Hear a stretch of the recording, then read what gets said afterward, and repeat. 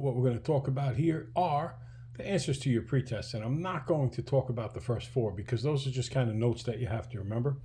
We'll begin on number 5. So Johnny buys a bond at $800 that matures in 5 years at a 3% growth rate. What you need to remember about bonds is that they are always simple interest, and that's why I use the formula I equals PRT.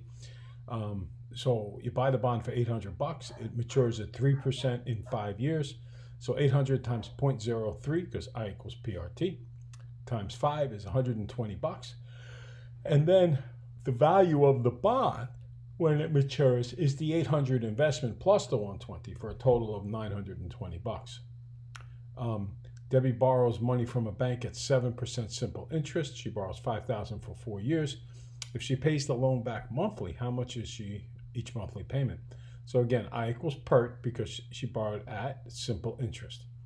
So that's 5,000 times 0.07 times 4, which is 1,400.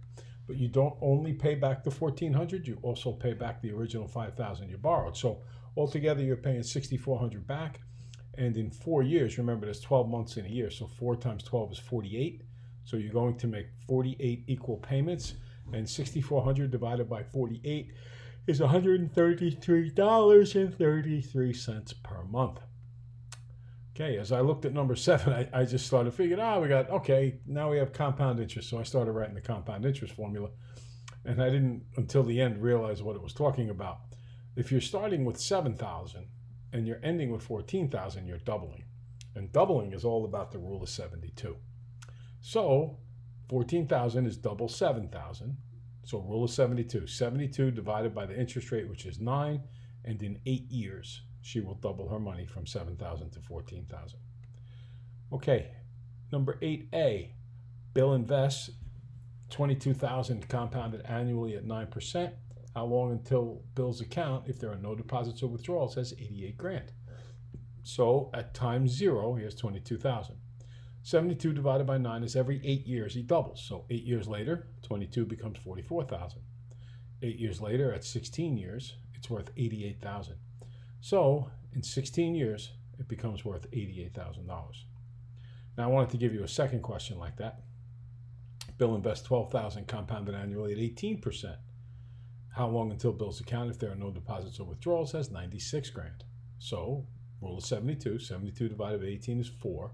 So every 4 years, it's going to double. So 0 starts with 12,000. 4 years later, it doubles to 24. 4 years later, 8 years total, it's at 48. 4 years later, 12 years total, it doubles again. 48,000 doubled is 96,000. So at 12 years, it'll be there. Okay, number 9, Bill invests $12,000 compounded annually at 10%. How much money will be in the account if there are no deposits or withdrawals in 7 years?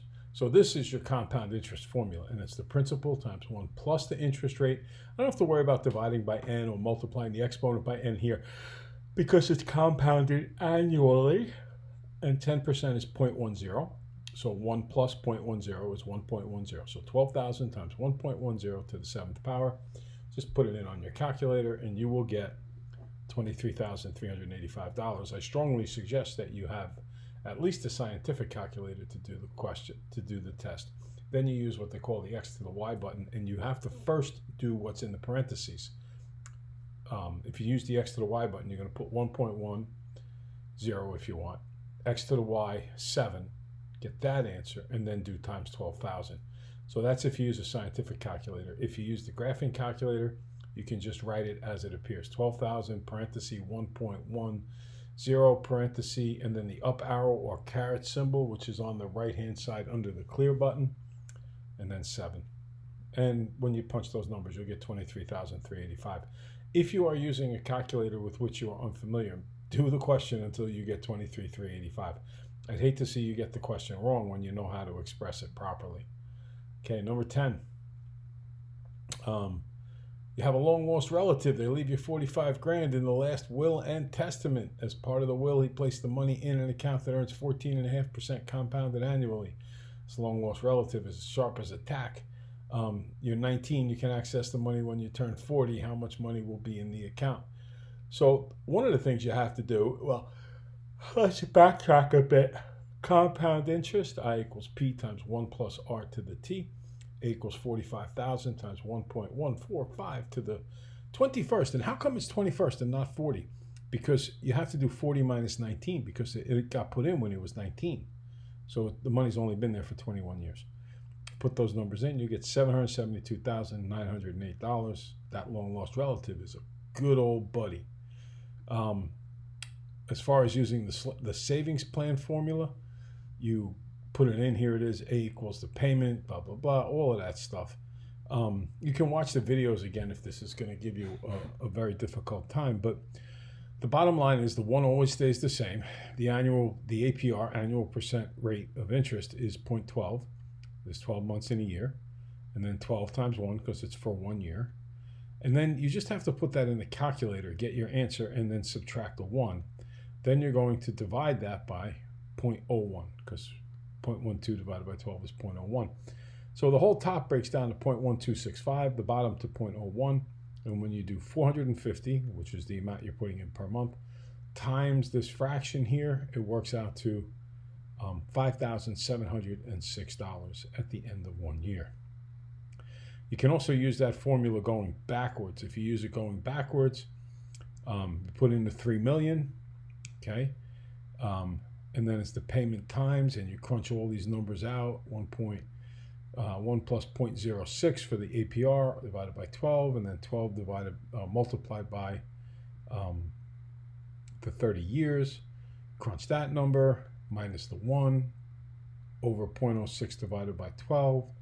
And when you crunch all of that stuff in the parentheses over the 0.06 over 12, you should come out with 1,004.5.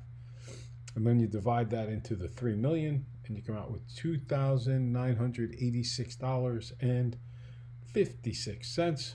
That's the first dozen types of questions you need to know for your test. And I want to remind you, not only is performance a function of preparation, but for every question on this pretest that you do not know how to do, you will pretty much guaranteed have one on the test that you do not know how to do. So if you got 4 of these wrong, that's like taking 20 points off your test score. And we still have half a pretest to go.